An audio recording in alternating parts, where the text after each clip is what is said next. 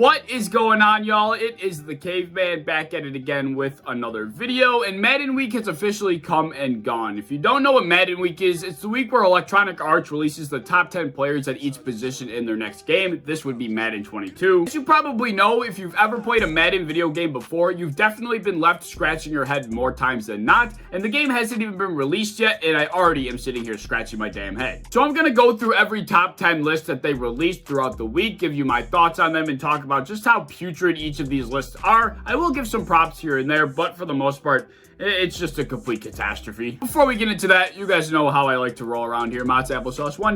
One stinking day, Mott's Applesauce will acknowledge my love for them on social media to some extent. I promise you that. If you're ever hungry, thirsty, whatever it might be, get your damn Mott's Applesauce. I promise you have the Caveman guarantee. It will never fail you. Alrighty, so everybody knows that Madden is on some bullshit 99.9% of the time. The game has yet to even be released, and it's already starting with the bullshit. I'm going to start with the best list, the most accurate list that I think they released, and then I'm going to end it off with the worst list that they freaking released. So the positional group that I thought was the most accurate was the linebackers. I truly thought they did a relatively decent job with this, and I was kind of impressed. As you can see on screen, Fred Warner leads the linebackers with a 94 overall, and I was pleased to see that because I think Fred Warner absolutely deserves that spot. I thought they would have given it to Bobby Wagner because that seems to be what they do every freaking season. With that being said, I think Bobby Wagner deserved a little more respect on his name. I'm putting Levante David and Bobby Wagner. I'm switching their spots. Bobby Wagner definitely should be the 93 here, and Levante should be the 92. Otherwise, I truly think that every single guy on this list deserved to be here. I thought the overalls were surprisingly low. I thought for the top 10 of every positional group, there would be at least a 96, but, you know, the linebackers top off at 94. The only small, very minuscule complaint I have about this list is that maybe Matt Milano deserved to be on here. I truly think he should be at least an 86 overall, and that's as low as it gets on this list, which is really low for a top 10. Like, if Matt Milano is not an 86 overall, then what overall is he? But either way, I thought he could have easily made this list, you know, maybe over Miles Jack or Deion Jones, but I'm not that upset he didn't make it. I think all 10 guys on this list deserve to be here, and I really don't think I could say that about any other list that they released. And that is the exact reason why I think this list is the most accurate out of all the ones they released. I think every guy deserves to be here. There's not much moving around I would do. I really like this list, so props to EA for that one. The second most accurate list would be the defensive linemen. I mean, this really shouldn't be that hard, right? Aaron Donald, unanimous 99. Nobody else should really be close to him, and that's exactly what they depict here. Madden has always done a very good job of respecting Aaron Donald and how much better he is than every other person at his position. You could argue to see maybe Leonard Williams or Grady Jarrett on this list, at least one or the other. I was relatively shocked not to see either of those guys because they both had really damn good seasons last year. I also would personally say that if you're going to have Fletcher Cox at 94 overall, you got to absolutely have Chris Jones at 94 overall. I don't think Fletcher Cox is that much better than Chris Jones. I think, you know, Chris Jones should be the second highest defensive lineman in my personal opinion. I think Fletcher Cox should be third. That dude is a game wrecker, so I would have liked to see him get a little more respect. I think he should have been the second defensive lineman, but nevertheless, I think this list is relatively accurate. I don't have that many complaints about it, but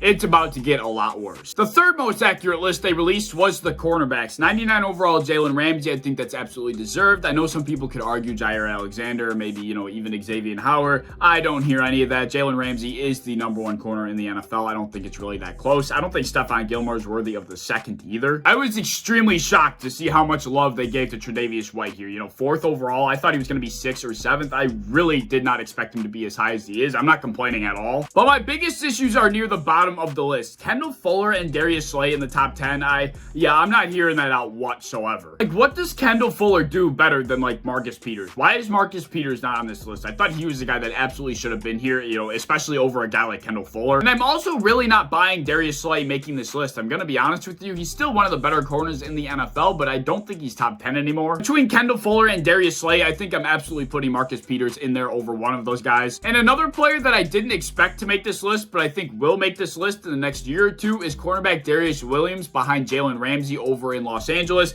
That dude is a dog. I truly think he's going to be one of the best corners in the NFL in like 2 or 3 years. So beside for a little tinkering at the top of this list and taking out either Darius Slay and or Kendall Fuller, this list is yet to be the worst, but it's about to get super dark. I'm telling you, it doesn't seem so bad yet, but it's about to get so much worse. Alrighty, so moving on to the running backs, this is where I really start to scratch my head. And I'm not just talking about Christian McCaffrey being over Derrick Henry, which I really don't see the outrage over. I get it that Derrick Henry probably should be over McCaffrey, but I'm not mad that he isn't. The biggest argument against Christian McCaffrey being that high is the fact that he missed like 90% of last season. And I understand that because Saquon Saquon Barkley also missed like 90% of last season, yet they kind of penalized him for that, but they didn't penalize Christian McCaffrey. That just does not make sense to me whatsoever, because when you're just looking at pure talent and pure running back ability, I think Saquon Barkley is probably top 3 in the NFL, but, you know, I get the injuries have been holding him back, a bad offensive line with the Giants. I understand all of that, but nevertheless, I don't think he should be penalized for injury, and I feel like that's what's happening here, and it's not happening to McCaffrey. I also don't like Alvin Kamara not getting enough respect here. I don't think he's better than Christian McCaffrey or Derrick Henry, but I do think he should be the 3rd best running back in this game. I don't know. I don't have a true issue with the bottom of the list. My biggest issue with this list in particular is just the fact that they are not consistent with the way they're rating these players. Christian McCaffrey and Saquon Barkley both missed a majority of last season. I feel like Barkley was penalized for that and McCaffrey wasn't. Doesn't make sense to me. That's the biggest problem with this list. All right, so now for tight ends, and this is where the absolute bullshit begins, right? Travis Kelce, 99 overall. Okay, that's fair,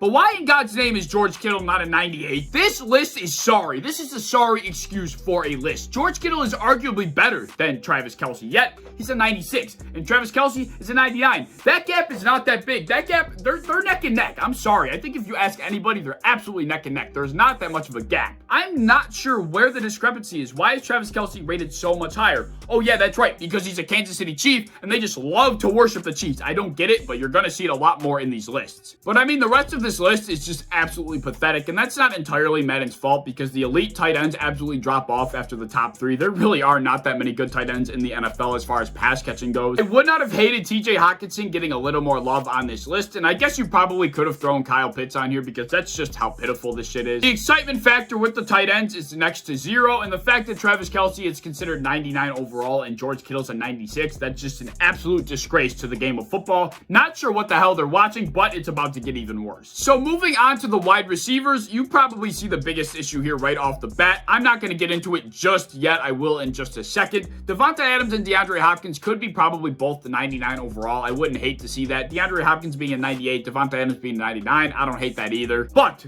if they're giving DeAndre Hopkins a 98 overall, who in the right mind is giving Tyreek Hill a 98 overall? Are we joking me?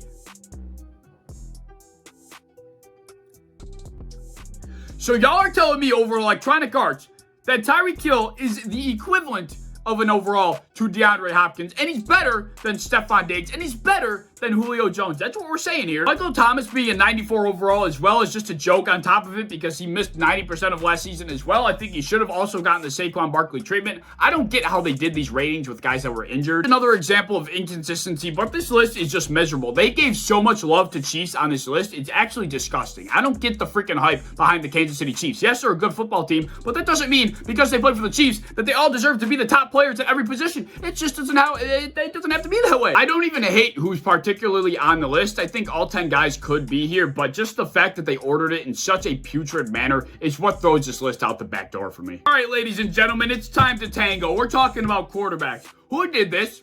Once again, Patrick Mahomes, 99 overall. Fine, whatever, cover boy, I get it. Tom Brady, also cover boy, but 97 over the reigning MVP. Come on. Come on, guys. I mean, you're better than this. You are better than this. Everybody freaking knows that Tom Brady does not deserve a 97 overall at this point in his career. I get it. He's the greatest quarterback ever. I don't care. It's Madden 22, not Madden 07. He does not deserve a 97 overall over the reigning MVP Aaron Rodgers. That is just disgusting. And let's address the elephant in the room, right? You see what's behind me, right? Bills jerseys. Josh Allen, runner-up to MVP, 88 overall. When's the last time an MVP runner-up got under a 90 overall? What is this? I mean, Josh Allen had a better season than every single quarterback on this list beside for Aaron Rodgers. Yet, he's literally like the 8th ranked quarterback here. What is the 7th ranked? What is the thought process behind this? But anyway, this is some miserable craftsmanship by EA on the quarterbacks. This is a mess all around. All right, so now we're down to the bottom 2 position categories. We're at the edge rushers.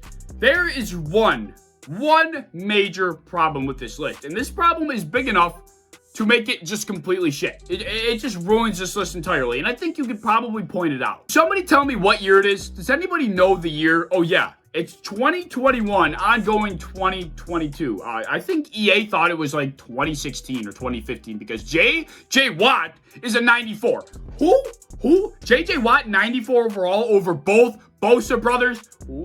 I'm more mad about that than I am about Josh Allen. The fact that J.J. Watt is getting more love than both Bosa brothers, that is the most sickening, the most blind, What? There must be a secret statistic called Twitter activity, because that's the only way I see JJ Watt being this high on this list, because he's active on Twitter and he's a big hype man. Besides for that, why in God's name is he in 94? I don't understand the ratings at this point. Like, holy shit, the disrespect to the Bosa brothers is just unbelievable. Like, whoever made this list is a bunch of sick, twisted losers. Like, that is just blind. You have to be very stupid in the head to make a list like this. That's enough of that bullshit. Just bring me on the final list, because this list is a monstrosity. This is a federal crime. This could be a cardinal sin. This is by far the worst list. The worst just combination of players put together. This is so blind. This is so deaf. This is so unexplainably miserable. Like, this is a catastrophe. This is a calamity. This is a monstrosity. This is a sorry excuse for professional game developers, for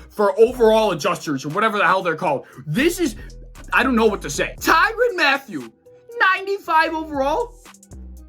Oh my, what year is it? Okay, I get it. Once again, the Kansas City Chiefs worship. Back at it again. Oh, wait. Name value. That's another big statistic for Madden. Also, Twitter activity. All of these stupid-ass things that they put into these players that make them seem so much better than they actually are. Tyrann Mathieu was like 2 important picks on last season, and other than that, he was probably at like 15th in the league. Not number 1 at 94, 95, whatever the hell. What the hell? I mean, my God, Minkah Fitzpatrick was arguably the best safety in the NFL last season, and he's the 10th rated safety. When I saw this shit, I was legitimately speechless.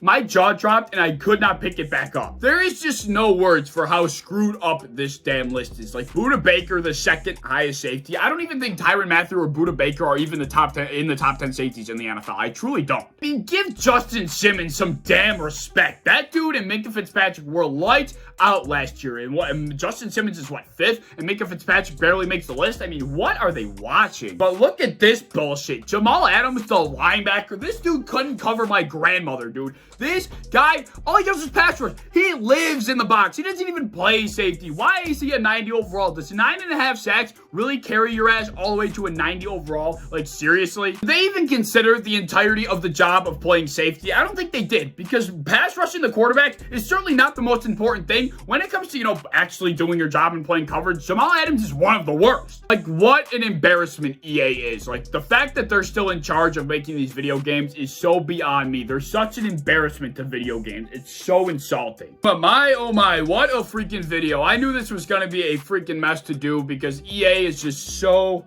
out of touch. I just have no words. Nothing gets me going more than Electronic Arts, by the way. If you couldn't tell, EA video games and EA itself, they just live to piss people off. Let me know any thoughts you have on the video, any thoughts you might have on the list. Let me know if you thought some lists were better than others. Let me know if you thought I was exaggerating. Any thoughts, leave them down in the comment section below. If you enjoyed the video, and I hope you did, please like, subscribe, do all that fun stuff. If you want to hit the bell to be notified when I upload, I would appreciate that. If you're going to go over to Twitter, follow me over there. I would appreciate that as well. I'm a part of the built-in Buffalo content creation team. If you enjoy Buffalo Bills content, be sure to follow and subscribe to us and any social medias that you might have, and I hope to see you in the next one.